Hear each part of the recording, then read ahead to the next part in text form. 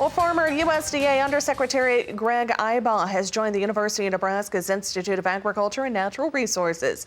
He joins us now to speak on this new role. And as always, Undersecretary, thanks for your time here this morning. Now, you're serving, I understand, as the Institute's inaugural Undersecretary in Residence. What does that entail? Well, I think it's they're showing some respect for my last position, and so that's flattering, I guess. But what it really entails is being able to bring my past federal experience, working with agencies, how agencies interact with Congress, to the university and help them understand how we can increase the university's footprint and talk about the great things that the university is doing here at the Institute of Ag and Natural Resources. So what are some of the main priorities in this new role? Well, obviously, we have a lot of work going on right now in Nebraska that is relevant on a national and international scale. There's a project that UNL is working on antimicrobial resistance in animals and animal feeds, the use of antibiotics in animal feeds. It's funded nationally.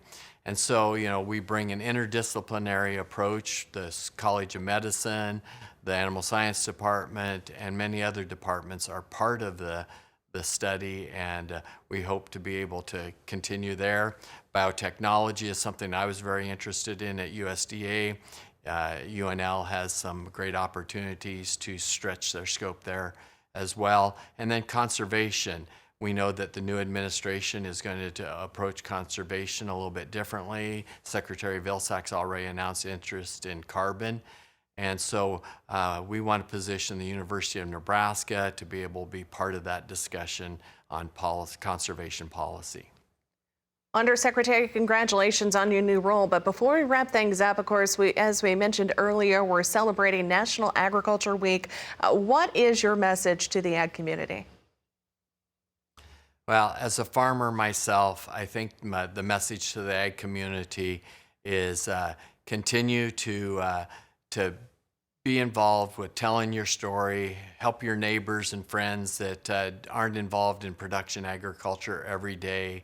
Understand what you're doing each and every day to produce the food for them.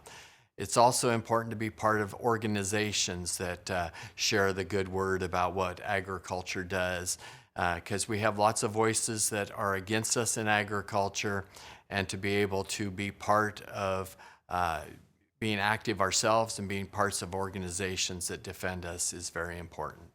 And Undersecretary, one more before you wrap. Since you're no longer in Washington, D.C., you're back in your hometown Husker State. Give us kind of an idea of conditions right now, especially since you're back on the ranch. So we were very dry on the ranch up until about 2 weeks ago.